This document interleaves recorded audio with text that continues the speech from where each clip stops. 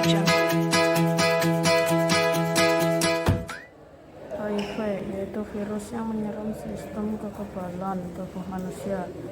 AIDS yaitu kumpulan gejala akibat menurunnya sistem kekebalan tubuh karena diserang oleh HIV sehingga mudah terserang penyakit dan menjadi lebih parah dari biasanya. AIDS disebabkan oleh HIV, bukan penyakit keturunan atau kutukan Tuhan.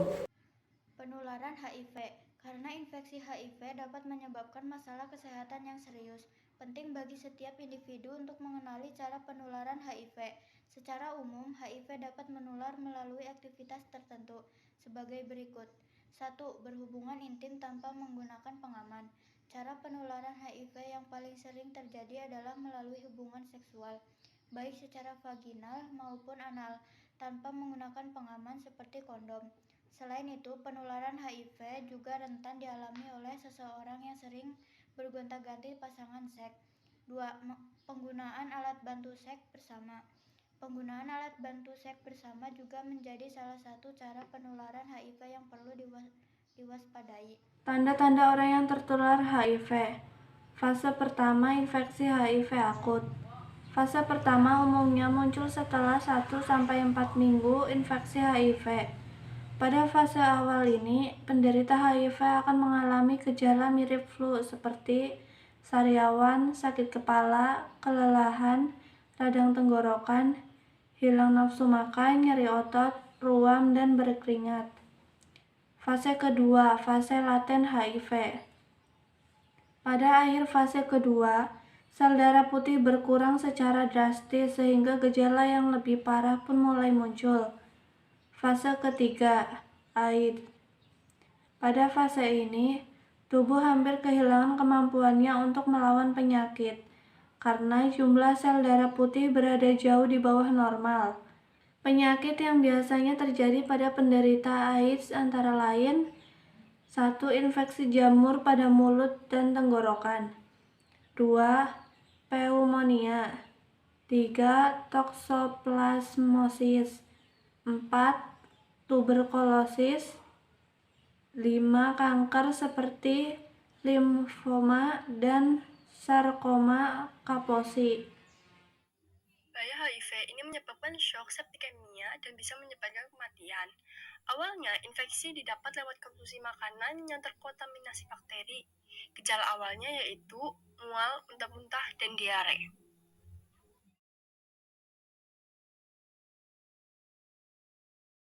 HIV atau Human Immunodeficiency Virus merupakan penyakit seksual yang mempengaruhi sistem kekebalan tubuh manusia. Kementerian Kesehatan telah melaporkan ada sekitar 4.000 kasus baru HIV di Indonesia per bulannya. Sulawesi Selatan termasuk 10 besar dengan kasus HIV tertinggi di Indonesia. 10 provinsi itu adalah Jakarta, Jawa Timur, Jawa Barat, Jawa Tengah, Papua, Sumut, Bali, Banten, Sulsel, dan Kalimantan Timur. Secara kumulatif, penemuan kasus HIV sudah mencapai 80%, yaitu 19.033 OD HIV dari target estimasi OD HIV 23.759. 140 kasus HIV di Sulsel per Januari sampai April. Kepala Bidang Pencegahan dan Pengendalian Penyakit Dinas Kesehatan Sulsel Yuris Yunus mengatakan, berdasarkan data penemuan kasus HIV per Januari sampai minggu ketiga bulan April, tercatat jumlah penemuan sebanyak 140 kasus.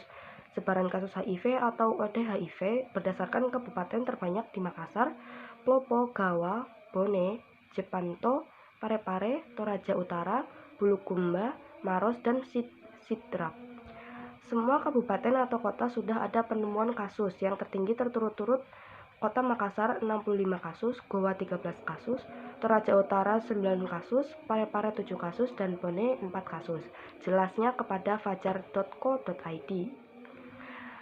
Tertinggi di usia produktif dengan faktor resiko penularan terbanyak lelaki, seks lelaki. Berdasarkan jenis kelamin, lelaki 121 dan perempuan sebanyak 19 kasus. Berdasarkan golongan umur 1-14 tahun, terdapat 5 kasus. Umur 15-19 tahun, 5 orang. Umur 20-40 tahun, 114 orang. Umur 45-59 tahun, 14 orang. Umur 60 tahun, 20 orang. Berdasarkan faktor risiko penularan, wanita pekerja seks atau WPS 11 kasus, waria 7 kasus, lelaki seks lelaki atau LSL 95 kasus, pengguna nafsa suntik atau penasun 2 kasus, pelanggan seks 7 kasus, pasangan resiko tinggi 11 kasus, pasien TBC 5 kasus, dan ibu hamil 2 kasus. Berdasarkan faktor resiko kasus HIV melalui hubungan seksual yaitu terbanyak pada kelompok lelaki seks lelaki, pasangan resiko tinggi, waria, dan pasien TBC. Jelasnya, kasus yang ditemukan tidak semua penduduk asli. Dia menyatakan dalam program HIV tidak ada istilah HIV terkirim dari luar daerah, hanya kasus HIV yang ditemukan di Sulsel tidak semua penduduk asli daerah tersebut. Karena penduduk luar atau KTP di luar daerah tetapi datang memeriksakan diri ke Fasiankes tetap dilayani, dan jika hasil positif maka itu dicatat sebagai temuan kasus dari Fasiankes tersebut.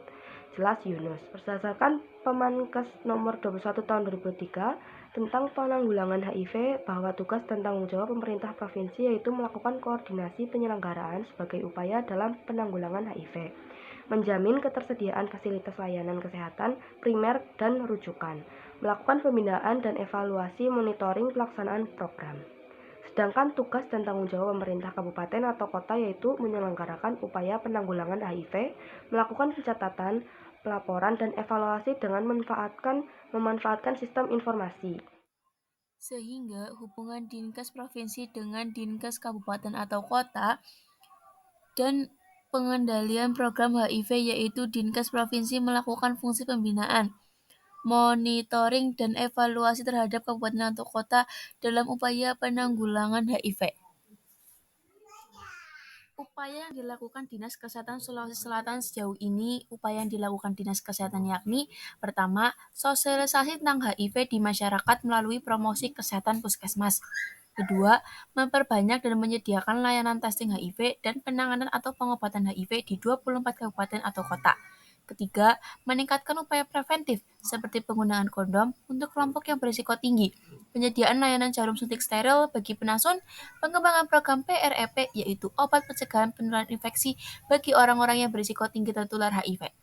Keempat, memperkuat notifikasi pasangan ODHIV atau penelusuran kasus HIV pada pasangan seks.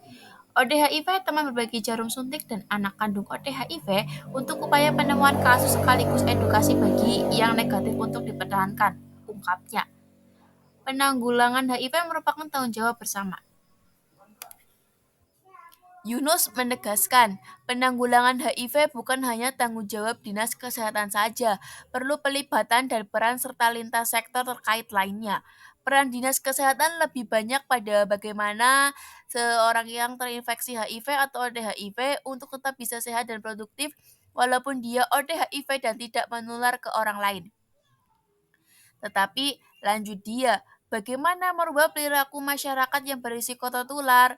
Untuk tidak melakukan perilaku berisiko seperti tidak melakukan narkoba suntik, tidak gonta-ganti pasangan, tentu perlu pemberian informasi tentang HIV dan peran dari berbagai lintas sektor, seperti dinas pendidikan, dinas sosial, agama, dan lain-lain sangat diharapkan. Mengenal program pencegahan PREP. Saat ini ada program pencegahan yang dikeluarkan oleh Kementerian Kesehatan dan diterapkan di beberapa provinsi, termasuk Sulawesi Selatan, yaitu program pencegahan PREP, yaitu obat pencegahan penularan infeksi bagi orang yang berisiko tinggi tertular HIV.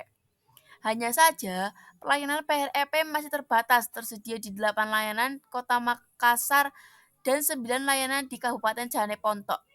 Sasaran PREP kepada orang yang memiliki resiko tinggi seperti waria, LSL, WPS, penasun, pasangan ODHIV, dan pasangan resiko tinggi dengan hasil tes HIV negatif. Sehingga diharapkan PREP menjadi salah satu upaya pencegahan penularan selain penggunaan kondom. ARV adalah obat antiretroviral yang paling baik untuk ODHIV. Walaupun belum bisa dikatakan sembuh, tetapi seorang ODHIV yang mengonsumsi ARV secara rutin tidak ada infeksi oportunistik dan hasil tes tidak terdeteksi, maka ODHIV tersebut sehat dan produktif. Untuk ODHIV yang lost to follow up atau putus berobat, Dinas Kesehatan bekerjasama dengan LSM yang bergerak di HIV atau penjangkauan dan pendamping ODHIV untuk melakukan pelacakan ODHIV agar kembali berobat. Tandasnya, ditemukan kasus anak tertular HIV dari orang tua. Wadir Pelayanan Penunjang Kefarmasian dan Pemasaran RS Labuang Baji Saharna membeberkan kasus HIV selama 3 bulan terakhir sejak Januari hingga Maret 2024.